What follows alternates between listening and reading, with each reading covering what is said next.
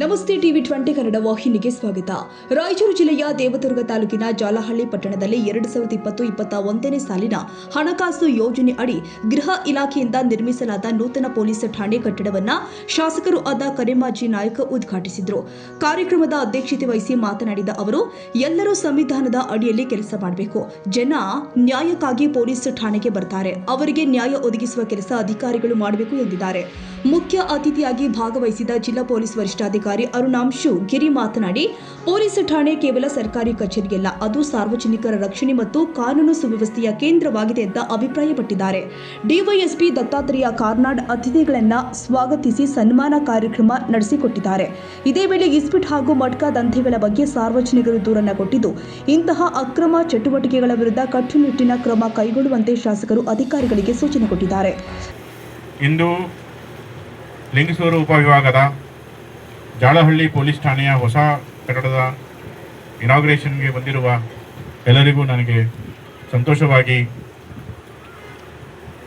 ಸ್ವಾಗತವನ್ನು ಕೋರುತ್ತೇನೆ. ಪೊಲೀಸ್ ಠಾಣೆ ಕೇವಲ ಒಂದು ಸರ್ಕಾರಿ ಕಚೇರಿಯಲ್ಲ.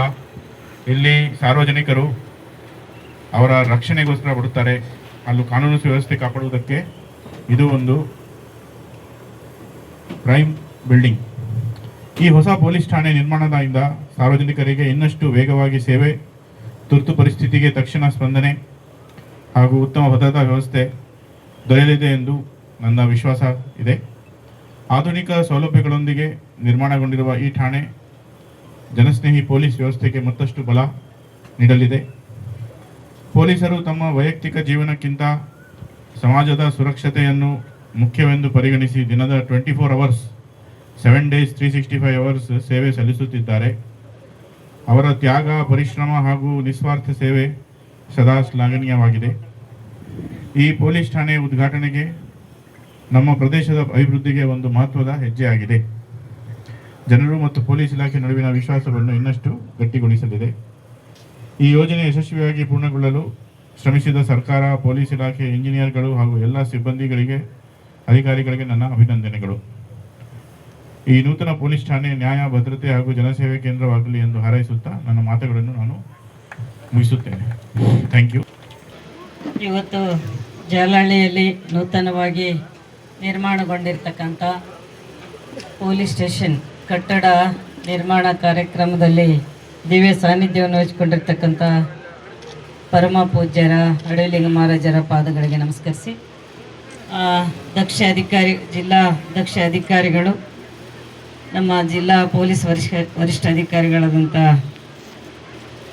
SP ಸಾಹೇಬ್ರೆ, ತಮ್ಮನವರು ಗ್ಯಾರಂಟಿ ಅಧ್ಯಕ್ಷರಾದಂಥ ಲಕ್ಷ್ಮಣ ಜ್ಯೋತಿ ಅವರೇ, ಸೋದರಿ ಗ್ರಾಮ ಪಂಚಾಯತಿ ಅಧ್ಯಕ್ಷರಾದಂಥ ವಿಜಯಲಕ್ಷ್ಮಿ ಅವರೇ, ತೋಟದವರೇ, ಹಾಗೂ ಈ ಒಂದು ಸ್ಟೇಷನಿಗೆ ಭೂದಾನಿಗಳಾದಂಥ ತಿಮ್ಮಣ್ಣ ದಿವಾನ್ರೆ, ಹಾಗೂ DYSP ಅವರೇ, ಹಾಗೂ ಎಡಿಷನಲ್ SP ಸಾಹೇಬ್ರೆ, ಹಾಗೂ ನಿಗಮದ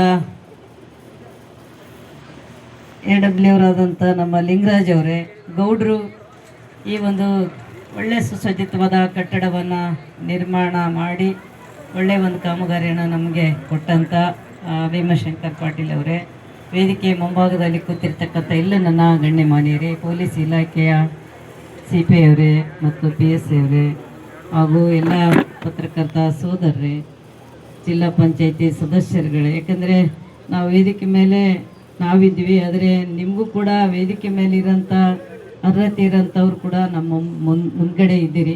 ಆ ಪ್ರೋಟೋಕಾಲ್ ಪ್ರಕಾರ ಇವತ್ತು ಈ ವೇದಿಕೆ ನಡೆಯೋದ್ರಿಂದ ತಾವೆಲ್ಲರನ್ನ ನಾನು ನನ್ನ ಜೊತೆಯಲ್ಲಿ ಇದ್ದೀರಿ ಅನ್ನೋಂಥ ಒಂದು ಭಾವಿಸಿ ಇವತ್ತು ಭಾಳ ಸಂತೋಷ ಅನ್ನಿಸ್ತದ. ಇಂಥ ಒಂದು ಕಟ್ಟಡವನ್ನು, ಸುಸಜ್ಜಿತವಾದಂಥ ಕಟ್ಟಡ ನಾನು ಇವತ್ತು ಉದ್ಘಾಟಿಸಿ, ಇವತ್ತೆಲ್ಲ ನಮ್ಮ ಅಧಿಕಾರಿಗಳು ಎಲ್ಲ ಇಲ್ಲೇನು ಸೌಲಭ್ಯಗಳದವ ಈ ನೂತನ ಕಟ್ಟಡದಲ್ಲಿ ಅನ್ನೋಂಥದ್ದು ನೋಡಿದಾಗ ಭಾಳ ಸಂತೋಷ ಅನಿಸಿತ್ತು ನನಗೆ.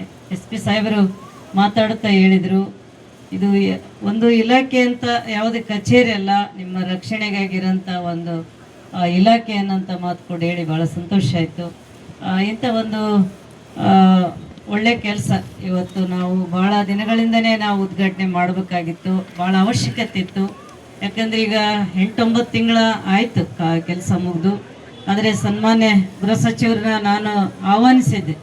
ಅವರು ಬಂದರೆ ಒಂದು ಕಳ ಬರ್ತದ, ಅವರು ಬರಬೇಕು ಅನ್ನೋಂಥ ಒಂದು ಆಸೆ ಇಟ್ಕೊಂಡು ನಾನೇ ಅವ್ರನ್ನ ಖುದ್ದಾಗಿ ಆಹ್ವಾನಿಸಿದ್ದೆ. ಯಾಕಂದರೆ ಅವರು ಆಯ್ತಮ್ಮ ನಾನು ಬರ್ತೀನಿ ಅಂತೇಳಿ ಅವರು ಕೂಡ ಮಾತು ಕೊಟ್ಟಿದ್ದರು. ಅನಿವಾರ್ಯ ಕಾರಣದಿಂದ ಅವರು ಬರೋಕ್ಕಾಗಲಿಲ್ಲ. ಆದರೆ ಇವತ್ತೇನು ಇನ್ವಿಟೇಷನ್ ಕಾರ್ಡ್ನಲ್ಲಿ ಎಲ್ಲ ಮಾನ್ಯ ಸಚಿವರುಗಳದಾರ, MLCಗಳದಾರ, ಮತ್ತು ಪ್ರೋಟೋಕಾಲ್ ಪ್ರಕಾರ ಎಲ್ಲ ಸಂಬಂಧಪಟ್ಟ ಎಲ್ಲ ಅಧಿಕಾರಿಗಳು ಕೂಡ ಅದಾರ. ಆದರೆ ಕೆಲವರು ಬರೋಕ್ಕಾಗಿಲ್ಲ, ಅನಿವಾರ್ಯ ಕಾರಣಗಳಿರ್ಬೋದು.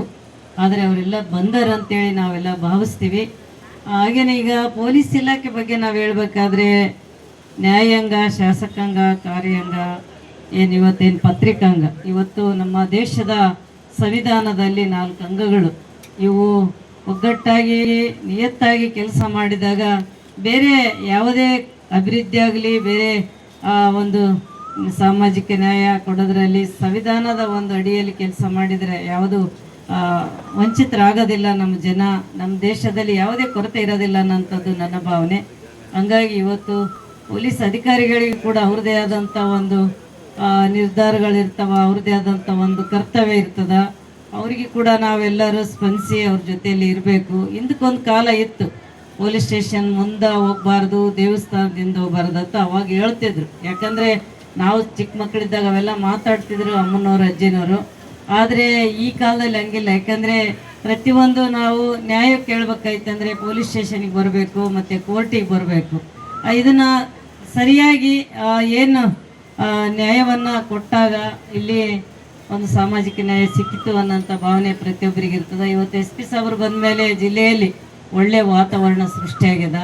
ಇವು ಯಾವ ಅಕ್ರಮ ಒಂದು ಚಟುವಟಿಕೆಗಳಿಗೆ ನಿಜವಾಗ್ಲೂ ಸಾಧ್ಯ ಆದಷ್ಟು ಕಡಿವಾಣ ಹಾಕ್ಯಾರ ಅಂತ ಹೇಳ್ತೀವಿ. DYSP ಅವರು, ದತ್ತಾತ್ರೇಯ ಸಾಹೇಬರು ಕೂಡ, ಅವ್ರು ಕೂಡ ನಮಗೆ ಯಾವಾಗಲೂ ನಿರಂತರವಾಗಿ ಅವ್ರು ಏನೇ ಒಂದು ಫೋನ್ ಮಾಡಿದ್ರೆ ಅವ್ರು ಎತ್ತಿ ಏನಾಯ್ತು ಹೇಳ್ರಿ, ನಾನು ಹೇಳ್ರಿ ಮೇಡಮ್ ಅಂತ ಅವರು ಕೇಳ್ತಾರೆ. ನಮ್ಮಲ್ಲಿ ಕೂಡ ಈಗಿರೋಂಥ ಎಲ್ಲ PSIಗಳು ಮತ್ತು CPIಗಳು ಇವರೆಲ್ಲರೂ ಒಳ್ಳೆ ಕೆಲಸ ಮಾಡ್ತಾರೆ. ಆದರೆ ಜನ ನಂಬಿರ್ತಾರೆ ಪೊಲೀಸ್ ಸ್ಟೇಷನ್ನ, ಅಲ್ಲಿ ಹೋದ್ರೆ ನಮಗೆ ನ್ಯಾಯ ಸಿಗ್ತದಂತೇಳಿ ತಾವು ಯಾವುದೇ ತಾರತಮ್ಯ ಭೇದ ಭಾವ ಮಾಡದೇನೆ ಅವರಿಗೆ ನ್ಯಾಯ ಕೊಡಬೇಕು ಅನ್ನೋಂಥ ಮನವಿ ಕೂಡ ನಾನು ಮಾಡಿಕೊಳ್ತೀನಿ ತಮ್ಮಲ್ಲಿ. ಯಾಕಂದರೆ ಜನರು ಸಾಕಷ್ಟು ನಿರೀಕ್ಷೆಗಳನ್ನು ಇಟ್ಕೊಂಡು ಸ್ಟೇಷನಿಗೆ ಬಂದಿರ್ತಾರೆ. ಆದರೆ ಅದನ್ನು ಸರಿಯಾಗಿ ಪರಿಶೀಲಿಸಿ ಕೂಲಂಕುಷವಾಗಿ ತಾವು ಅದನ್ನೆಲ್ಲ ಪರಿಶೀಲಿಸಬೇಕನ್ನೋಂಥದ್ದು ಕೂಡ ನನ್ನ ಒಂದು ಮನವಿ ಅದ. ಹಾಗಾಗಿ ಈ ಕಟ್ಟಡ ನಿಜವಾಗ್ಲೂ ನಮಗೆಲ್ಲ ಈಗೇನು ನಮ್ಮ ಮೇಡಮ್ ಅವರು PSI ಮೇಡಮ್ ಅವರು ಭಾಳ ಸಲ ಮೇಡಮ್ ಬೇಗ ನಮ್ಗೆ ಕೊಟ್ಬಿಡ್ರಿ, ಬೇಗ ನಮ್ಗೆ ಉದ್ಘಾಟನೆ ಮಾಡಿರಿ ಅಂತೇಳಿ. ಅದರಲ್ಲಿ ಕೂಡ ಈಗ ನಂದೊಂದೇ ಅಲ್ಲ, ಏಕೆಂದರೆ ನಾನಿಲ್ಲಿ ಅಧ್ಯಕ್ಷತೆ ವಹಿಸ್ಕೊಂಡಿರ್ಬೋದು, ನನ್ನ ಜವಾಬ್ದಾರಿ ಕೂಡ ಅದ. ಆದರೆ ಎಲ್ಲರೂ ಇವತ್ತೇನು ವೇದಿಕೆ ಮೇಲೆ ಏನಿದ್ದೀವಿ ಎಲ್ಲರಿಗೂ ಸಮಯ ಸಿಗ್ಬೇಕಾಯ್ತಂದ್ರೆ ಇಲ್ಲಿವರೆಗೆ ಆಯ್ತು. ಅದು ಹಂಗಾಗಿ ಸ್ವಲ್ಪ ತಡ ಆಯಿತು. ಎಲ್ಲರೂ ಯಾವುದೇ ಒಂದು ಗೊಂದಲ ಮಾಡ್ಕೋಬಾರ್ದು. ಯಾಕಂದರೆ ನನಗೂ ಕೂಡ ಈಗೇನು ಶಾಲೆ ಉದ್ಘಾಟನೆಗೆ ಹೋಗಿದ್ದೆ, ಅಲ್ಲಿ ಒಂದಿಷ್ಟು ಹೋರಾಟಗಾರರು ಒಂದಿಷ್ಟು ಮನವಿಗಳು ಕೊಟ್ಟರು. ಅವ್ರೇನು ಹೇಳ್ತಾರೆ ಅಂದರೆ ಸಾಕಷ್ಟು ಕೆಲವೊಂದು ಕಡಿವಾಣ ಹಾಕಬೇಕು, ಇವೇನು ಮಟಗ, ಇಸ್ಪಿಟ್ಟು, ಇವೆಲ್ಲ ಕೆಲವೊಂದು ಅಕ್ರಮ ಚಟುವಟಿಕೆಗಳನ್ನು ಕಡಿವಾಣ ಹಾಕ್ರಿ ಅಂತೇಳಿ ಯುವಕರೆಲ್ಲ ಬಂದು ಕೇಳಿದರು. ಆದರೆ ಅದಕ್ಕೆ ನಾವು ಭದ್ರಾಗಿದ್ದೀವಿ. ಯಾವುದೇ ಕಾರಣಕ್ಕೂ ಅಹಿತಕರ ಘಟನೆ ನಡೆಲಾರ್ದಂಗೆ ನಮ್ಮ ಇಲಾಖೆ ನಾವು ನಡ್ಕೊಳ್ತೀವಿ ಅಂತೇಳಿ ಅವ್ರನ್ನ ನಿಮ್ಮ ಮೇಲೆ ವಿಶ್ವಾಸ ಇಟ್ಟು ನಾನು ಕೂಡ ಅವರಿಗೆ ಮಾತು ಕೊಟ್ಟೀನಿ. ಹಂಗಾಗಿ ನಮ್ಮ ತಾಲೂಕು ಹಿಂದುಳಿದ ತಾಲೂಕು ಅನ್ನೋದಕ್ಕೆ ಇವತ್ತು ಅನುದಾನ ಸಾಕಷ್ಟು ಬರ್ತದೆ. ಆ ಅನುದಾನನ ಬಳಸಿಕೊಂಡು ಮತ್ತು ಅದರಲ್ಲಿ ಕೆಲವೊಂದು ಈ ರೀತಿ ಯಾವುದೇ ನಮ್ಮ ಜನ ನೆಮ್ಮದಿಯಾಗಿರೋಕ್ಕೆ ಅವಕಾಶ ಕೊಡಬೇಕು ನನ್ನ ಇಲಾಖೆ ಅನ್ನೋಂಥದ್ದು ಕೂಡ ನಾನು ಇವತ್ತು ತಮ್ಮನ್ನು ಕೇಳ್ಕೊಂಡು ಭಾಳ ಹೆಮ್ಮೆ ಅನಿಸ್ತು. ಇವತ್ತೆಲ್ಲರೂ ಬಂದಾಗ ನನ್ನ ಕರೆದು ಇಷ್ಟೆಲ್ಲ ಗೌರವ ಪ್ರೀತಿಯಿಂದ ನೀವೆಲ್ಲ ನನ್ನ ಸನ್ಮಾನಿಸಿರಿ. ಈ ಋಣ ನಾನು ಯಾವತ್ತೂ ಮರೆಯೋದಿಲ್ಲ. ಕಾಂಟ್ರಾಕ್ಟರ್ ಬಗ್ಗೆ ಕೂಡ ನಾನು ಹೇಳ್ಬೇಕು, ಗೌಡ್ರು ನಮ್ಮ ಭೀಮಶಂಕರ್ ಪಾಟೀಲ್ ಅವ್ರದರ ಅವ್ರಿಗೆ ಆಗ್ಯದ ಕೆಲಸ, ಅವ್ರು ಕಟ್ಟಡ ಕಟ್ತಾರಪ್ಪ ಅಂತಂದರೆ ಯಾವುದೇ ಕಾಮಗಾರಿ ಅವ್ರಿಗೆ ಆಗ್ಯದಂದರೆ ಯಾರು ಅಲ್ಲಿ ಹೋಗಿ ನೋಡೋಂಗೆ ಇರೋದಿಲ್ಲ. ಅವರು ಅಷ್ಟು ಗಟ್ಟಿಮುಟ್ಟಾಗಿ ಅಷ್ಟೇ ಒಂದು ಚೆನ್ನಾಗಿ ಕೆಲಸ ಮಾಡ್ತಾರೆ. ಯಾಕಂದರೆ ಗುಲ್ಬರ್ಗದಲ್ಲಿ ನಾವು ಅವರು ಅಲ್ಲೇ ಇದ್ವಿ, ನಮ್ಮ ಮನೆಯವರಲ್ಲಿ ಇರಿಗೇಷನ್ ಡಿಪಾರ್ಟ್ಮೆಂಟ್ದಲ್ಲಿ ಇದ್ದರು. ಯಾವಾಗಲೂ ನಮ್ಮ ಮನೆಗಿನವರಾಗಿ ಅಣ್ಣನವರಾಗಿ ನಮ್ಮ ಜೊತೆಯಲ್ಲಿದ್ದು ಅವ್ರು ನಮಗೂ ಕೂಡ ಅವ್ರ ಮಾರ್ಗದರ್ಶನ ಯಾವಾಗಲೂ ಕೊಡ್ತಾಯಿದ್ರು. ರಾಜಕಾರಣಕ್ಕೆ ಬಂದದ್ದನ್ನು ನೋಡಿ ಅವ್ರು ಭಾಳ ಗಾಬರಿ ಆದ್ರು. ಮೇಡಮ್ ನೀವು ಯಾವಾಗಲೂ ಬಾಗಿಲು ಬಿಟ್ಟು ಹೊಸ್ಲಿ ಬಿಟ್ಟು ಹೊರಗೆ ಬರ್ತಿದ್ದಿಲ್ಲ, ಹೆಂಗೆ ಸಾಧ್ಯ ಆಯ್ತು, ನೀವು ಹೆಂಗೆ ಬಂದ್ರಿ ಅಂತೇಳಿ ಭಾಳ ಅವರು ಆಶ್ಚರ್ಯಪಟ್ಟರು. ಆದರೆ ಅದಕ್ಕೆಲ್ಲ ನಮ್ಮ ಕ್ಷೇತ್ರದ ಜನ, ಹಿರಿಯರು, ಗುರು ಹಿರಿಯರು, ನನ್ನೆಲ್ಲರೂ ಅವ್ರ ಕಾರಣ ಸರ್, ನಾನೇನಲ್ಲ, ಅವರೆಲ್ಲ ನನ್ನ ತಗೊಂಬಂದು ಇಲ್ಲಿಗೆ ನಿಲ್ಲಿಸ್ಯಾರ ಅನ್ನೋಂಥದ್ದು ಕೂಡ ಅವ್ರಿಗೆ ಯಾವಾಗಲೂ ಹೇಳ್ತಾ ಇರ್ತೀನಿ. ಹಾಗಾಗಿ ನಿಮ್ಮೆಲ್ಲರ ಆಶೀರ್ವಾದ ಸಹಕಾರ ಸದಾ ಇರಲಿ. SP ಸಾಹೇಬ್ರಿಗೆ ಕೂಡ ನಾನು ನಮ್ಮ ಒಂದು ಸಹಕಾರ ಇಲಾಖೆಗೆ ಇರ್ತದ. ನಮ್ಮಲ್ಲೆಲ್ಲ ಹಿಂದುಳಿದ ತಾಲೂಕದ ಮೇಲೆ ಅಭಿವೃದ್ಧಿ ಆಗಬೇಕಾಯ್ತು ಅಂತಂದರೆ ನಿಮ್ಮೆಲ್ಲರ ಸಹಕಾರ ಕೂಡ ನಮಗೆ ಮುಖ್ಯ ಅಂತ ಕೇಳ್ಕೊಳ್ತಾ ನನಗೆ ಮಾತಾಡಲಿಕ್ಕೆ ಅವಕಾಶ ಕೊಟ್ಟಂತ ತಮ್ಮ ಕಾರ್ಯಕ್ರಮದಲ್ಲಿ ತಾಲೂಕು ಮಟ್ಟದ ಗ್ಯಾರಂಟಿ ಯೋಜನೆಗಳ ಅನುಷ್ಠಾನ ಸಮಿತಿ ಅಧ್ಯಕ್ಷ ಲಕ್ಷ್ಮಣ ಜ್ಯೋತಿ, ಅಡವಿಲಿಂಗ ಮಹಾರಾಜರು, ವಿರುಗೋಟ್ ಗ್ರಾಮ ಪಂಚಾಯಿತಿ ಅಧ್ಯಕ್ಷೆ ವಿಜಯಲಕ್ಷ್ಮಿ, ವೆಂಕೋಬ ತೋಟದ additional SP Kumaraswamy, additional SP G Harish ಸೇರಿ ಅನೇಕ ಗಣ್ಯರು ಹಾಗೂ ಸಾರ್ವಜನಿಕರು ಭಾಗವಹಿಸಿದ್ರು. ಖಾಜಾ ಹುಸೇನ್ ಬಾಬಾ, ಜಾಲಹಳ್ಳಿ, ಟಿವಿ 20 ಕನ್ನಡ.